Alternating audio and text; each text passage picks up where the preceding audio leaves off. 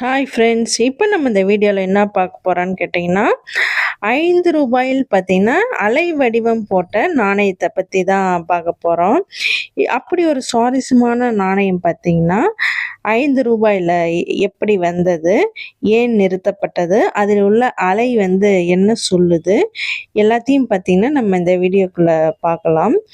இப்போ பார்த்தீங்கன்னா, நம்ம இது எப்போ அறிமுகமாச்சு அப்படின்னு பார்த்தீங்கன்னா, முதல்ல 1992ஆம் ஆண்டு இந்தியாவில் அறிமுகப்படுத்தப்பட்டது.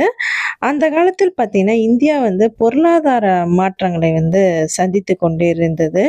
புதிய வடிவமைப்பில் நாணயங்களை வெளியிட்டு மக்கள் மத்தியில் வேறுபாடு கொண்டு வர வேண்டும் என்ற நோக்கத்துடன் இந்த நாணயம் வந்து உருவாக்கப்பட்டதுன்னே சொல்லலாம்.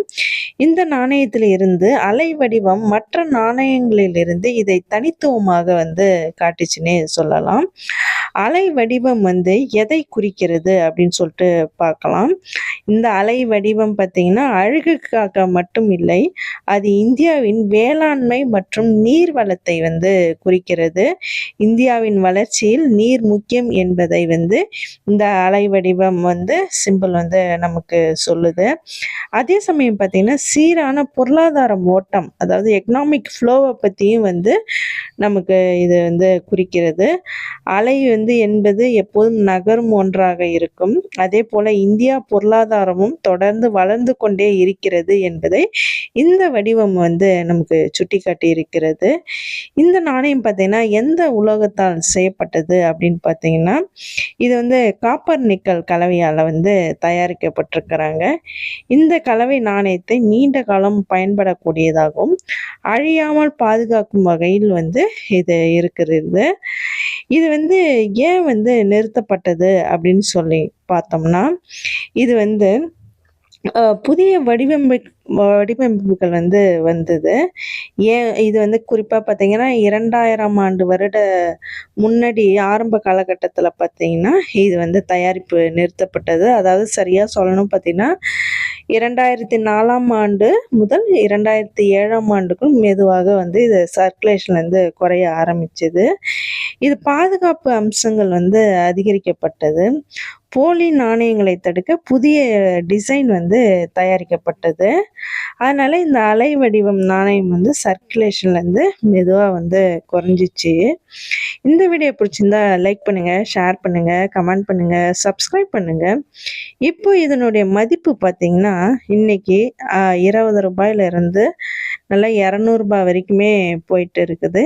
இது வந்து எனக்கு வந்து பார்த்திங்கன்னா புதுச்சேரி சண்டே மார்க்கெட்டில் தான் நான் இதை வந்து வாங்கினேன். இந்த ரூ. 5 நாணயத்தில் பார்த்திங்கன்னா இப்படி ஒரு பெரிய வரலாறு இருக்கிறது அப்படின்னு நம்ம நினச்சோம்னா அது ரொம்ப ஒரு ஆச்சரியமாக தான் விஷயமா இருக்கிறது. இப்போ இதில் இருக்கிற இந்த வருடத்திற்கு கீழே பார்த்திங்கன்னா இதில் வந்து டாட்டு புள்ளி அந்த மாதிரிலாம் இருக்கும். நீங்கள் வந்து நல்லா அதாவது வந்து ஜூம் பண்ணி பார்த்தீங்கன்னா நல்லா தெரியும். ஒவ்வொரு நாணயத்திலும் பார்த்தீங்கன்னா வந்து புள்ளிகள் இருக்கும். அதுக்கப்புறம் பார்த்தீங்கன்னா டைமண்ட் ஷேப் மாதிரி இருக்கும்.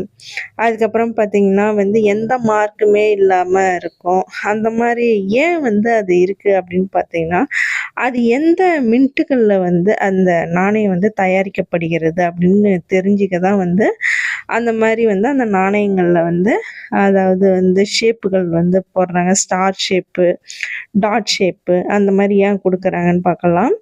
இப்போ இது மாதிரி டைமண்ட் ஷேப் மாதிரி போட்டிருந்தது அப்படின்னு சொல்லிட்டிங்கன்னா அது எந்த மின்ட்டால் தயாரிக்கப்பட்டது பார்த்தீங்கன்னா மும்பை மின்ட்டு. இந்த நாணயத்தில் வந்து பார்த்திங்கன்னா வைரம் போல் வந்து சிம்பிள் இருக்கும். இந்த வைரம் போட்ட சிம்பிள் இருந்ததுன்னா அது வந்து மும்பை மின்ட்டில் வந்து தயாரிக்கப்பட்டது.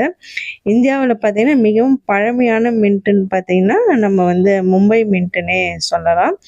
அடுத்தது பார்த்திங்கன்னா கொல்கட்டா மின்ட்டு. இதில் பார்த்திங்கன்னா எந்த மார்க்குமே இருக்காது.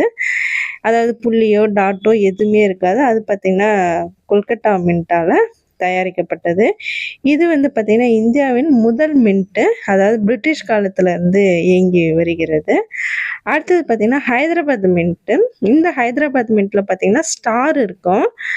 அதில் இருக்குது பார்த்திங்கன்னா அந்த ஸ்டார் இருந்ததுன்னா அது வந்து ஹைதராபாத் மின்ட்டு. இதில் வந்து அதிகமாக நம்ம கையில் இருக்கிறதும் பார்த்திங்கன்னா ஸ்டார் மின்ட்டு தான் அதிகமாக இருக்கும்.